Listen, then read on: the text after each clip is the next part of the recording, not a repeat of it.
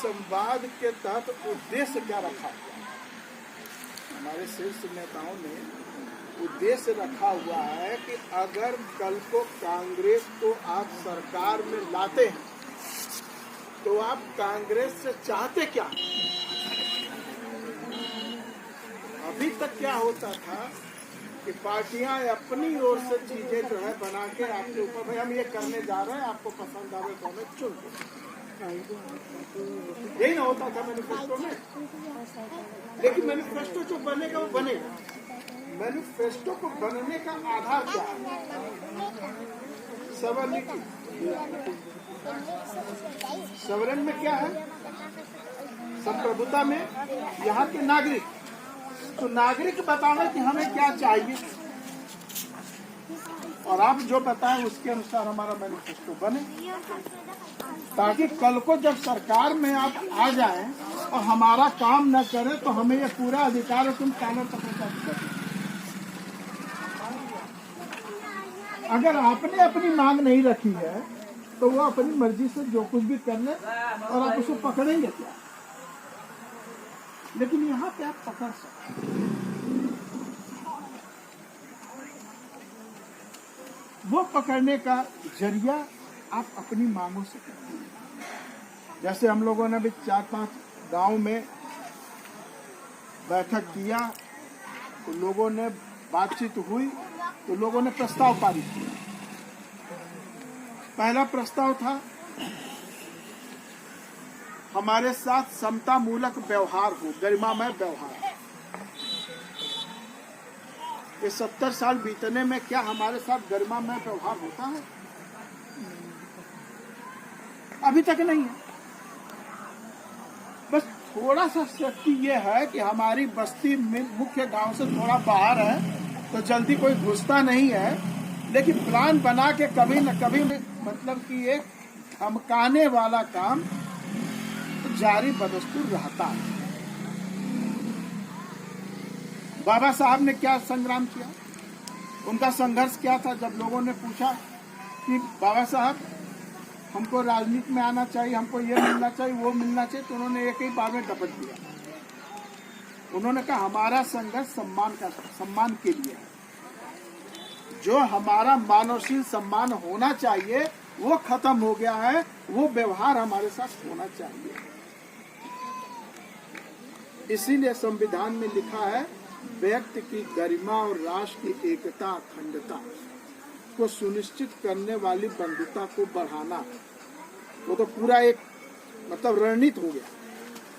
तो हमारे साथ गरिमामय व्यवहार होना चाहिए। हर व्यक्ति के गरिमा है, डिग्निटी है, लेकिन वो बदतमीजी कर जाता है, हम सह जाते हैं। इसका मतलब क्या? ये सामाजिक व्यवस्था, इस सामाजिक व्यवस्था को तोड़ना पड़ेगा। अब तोड़ने का ये नजरिया नहीं है कि हम चल के उसको मारे पीटे काटे, नहीं। उसके लिए बुद्ध ने भी बताया, रविदास जी ने भी बताया, बाबा साहब ने संविधान के रास्ते से बता दिया कि आप बंधुता को स्थापित करिए, मगर किसके बीच? अपनों के बीच। वो तो संगठित है, उनमें बहुत बंधुत्व भाव है। हमारे बीच में डांड मेड़ नाली नाला नापदान का ऐसा झगड़ा हो जाता है कि द्वार फूट जाता है और हम फिर दूसरे को ताकते नहीं। ये समस्या हमारे साथ है, हम संगठित नहीं हो पा रहे हैं। इन्हीं सब छोटी छोटी चीजों को लेकर सभी महापुरुषों ने हमको बताया, नानक ने बताया, रविदास ने बताया, आपके कबीर ने बताया, सबने तो बताया। और आप प्राइमरी स्कूल से पढ़ते चले आ रहे हैं, फिर भी हम उसको लागू नहीं अपने अंदर कर पा रहे। इसलिए समता मूलक व्यवहार की मांग हमको करनी पड़ रही है कि भाई जैसे आपने SC/ST प्रिवेंशन एक्ट लगाया कि कोई बदतमीजी करे तो उस एक्ट के अंतर्गत दुख हो जाए, तो उसका जमीन पर भी दिखना चाहिए। कानून का एक डर होना चाहिए। और रामचरितमानस में क्या बोला?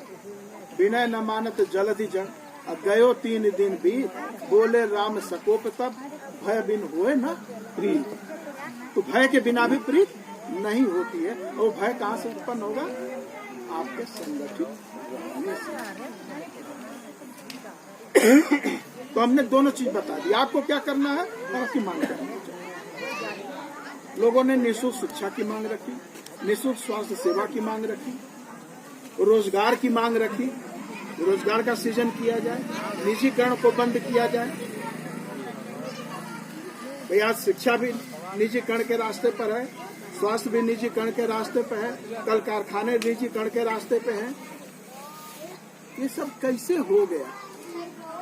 आप तो मांग में रखोगे ये चीज। भाई रोजी रोटी तो चाहिए ना, उसके बगैर काम होगा क्या? पेट है तो दाना चाहिए, लेकिन दाना अब पुरनका जमाने के तरह नहीं कि जौन बाटे के बर्धा से दबावत है जाए, आप दूसरे दिन जौन खाली भाई तो गोबरे में जौन सनल रहे तो के लेके धो धा के छान फून के खा पिए तक अपनी खाते रहे। वो टाइम रहा है और हम अपनी आंखों से देखें तो वो ऐसा नहीं होना चाहिए। उसके लिए हम संघर्ष भी कर रहे हैं। और बैलेट की बात आई, हम कहेंगे कि आप लोग अपनी मांग पत्र में लिखिए कि ईवीएम प्रणाली को समाप्त किया जाए, बैलेट बॉक्स को लाया जाए। तो सरकार आएगी तभी कर सकती, क्योंकि संसद के रास्ते वो आया है। चुनाव आयोग अपने आप लाके नहीं रखा है, बाकायदा अमेंडमेंट किया गया है, तब ये बैलेट बॉक्स आपका जो है ईवीएम आया, उसी रास्ते से ही जाएगा। जिस रास्ते से आया उसी रास्ते से जाएगा। तो आपकी ये मांग जो होगी वही आपका संवाद होगा। आपकी मांग ही संवाद बने। अभी आपसे पर्चे भरवाए जाएंगे, आप भरवा दे भी गए होंगे, तो आपने ये चीज देखी। दूसरी चीज, हमारे पूर्व वक्ता वर्मा जी ने भी आपके समक्ष रखा फांसीवादिता। फांसीवाद अगर आप लोग पढ़े लिखे हैं, आप नेट पे देख लीजिए, किताबों में देख लीजिए, पॉलिटिकल साइंस में ले लीजिए, पूरी दुनिया उस पर वो अधिनायकवाद, उसमें एक आदमी की चल रही है। तो हमारा देश क्या है? लोकतंत्रात्मक गणराज्य। इसमें चेक बैलेंस भी होना चाहिए। आप लोग देखे होंगे कि चेक बैलेंस का सिस्टम सारा खत्म हो गया है, एक तरफा चीजें चल रही हैं। परेशान कौन हो रहा है? आपको हम पहले बता दे रहे हैं। जो रुपए पैसे वाला है, समृद्ध है, 50 बीघा खेत वाला है, उसको कोनो फर्क नहीं पड़ता कि फांसीवादी सरकार हो चाहे लोकतांत्रिक सरकार हो। दूसरे शब्दों में मैं बोल दूं आपको कि ब्राह्मण ठाकुर भूमियार को नहीं फर्क पड़ता कि सरकार फांसीवादी है कि लोकतांत्रिक है। उनके लिए सत्ता पलटना एक खेल है, मजा लेने का। फर्क हमको पड़ता है।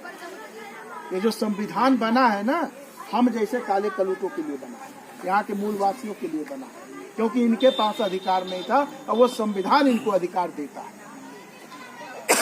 ये जो फांसीवाद लागू हुआ है, ये धीरे धीरे आपके अधिकारों को खत्म किया। आरक्षण का अधिकार खत्म नहीं किया है। कहाँ आरक्षण आपको मिल रहा था? सरकारी संस्थानों में, उसका निजीकरण कर दिया। तो मिलेगा क्या? सरकारी नौकरी की जगह संविदा पे डाल दिया, मिलेगा क्या आपको? तो बांस तो है, बांसुरी नहीं। तो ये परिस्थिति यहाँ क्यों गई? ये परिस्थिति हमारे आपके टूटने से आई। न हम टूटते न ये परिस्थिति आती। और हम टूटे कैसे, तो पहले ही बता दिया गया। सामाजिक संस्थाएं अगर बहुत सारी भी हो जाए तो बहुत ज्यादा फर्क नहीं पड़ता, लेकिन राजनीति की संस्थाएं बहुत ज्यादा हो जाने पे पूरा फर्क पड़ता है। 30 साल आपने कांग्रेस या दूसरे शब्दों में कहे मनुवादियों को आपने सत्ता से दूर रखा उत्तर प्रदेश में। कोई इसमें शंका नहीं है। बसपा आती थी, सपा आती थी, बसपा आती थी, सपा आती थी। फिर क्या ये एकदम 0 होगा? 0 सपाटा, उधर 0 इधर 1, उधर 10 इधर 1, 0 सपाटा ना कहा जाएगा। और सब के सब हमारे खिलाफ वोट करते हैं। किसानों का बिल आया, मजदूरों का बिल आया, राज्यसभा में उसका बहुमत नहीं था, लोकसभा में बहुमत था, मैं मान लेता। राज्यसभा में बहुमत नहीं था तो किसने वोट दिया उनको? नाम लेने की जरूरत नहीं है। आप सब जानते हैं। तो जो ये लोकतंत्र पे खतरा मंडराया है, हमारे संविधान पे जो खतरा मंडराया है और जो पिछले 10 साल से संविधान का बलात्कार किया गया है, इसका दोषी बीजेपी और ब्राह्मण नहीं है, इसके दोषी हम और आप हैं, ये मान लीजिए। और अगर आप अभी भी इसी चीज पर चलते चले जाएंगे, अपने भैया की पार्टी, अपने चचा की पार्टी, अपने दद्दा की पार्टी, अपने नन्ना की पार्टी पे ही अगर आप वोट करेंगे, तो आप लिख लीजिए 2027 या 2029 में इलेक्शन नहीं होना है। और ये मैं नहीं कह रहा हूँ, ये बीजेपी का साक्षी महाराज कह रहा था 2019 में, जब उसको टिकट नहीं मिला था। बाद में टिकट उसको दिया था और उसने क्या घोषणा किया कि 2019 अगर बीजेपी जीत जाएगी तो 2024 में भले हो जाए, लेकिन उसके बाद इलेक्शन होना नहीं। इलेक्शन मतलब क्या? लोकतंत्र का प्रभाव। आपको एक मौका मिलेगा कि आप अपनी पसंद की सरकार चुन लो। आज भी आप देख लो, आप कहीं और जाना चाहते हो, लेकिन वो ऐसा मजबूर करके रखा है कि लोग सरेंडर कर रहा है। तो साथियों, बात को बहुत नहीं बढ़ाना है। इस संवाद के तहत आप अपने फॉर्म भरिएगा। आप बेहिचक जो मांगे हैं आप मांगिए। बस सोचना यह है कि ये मांगे केवल व्यक्तिगत मेरे गांव की नहीं, ये पूरे राज्य की, पूरे राष्ट्र की होनी चाहिए। उस हिसाब से मैंने हिसाब से किया। और जब वोट आए, वोट का समय आने वाला है, बाकी आप लोग निर्णय करिए।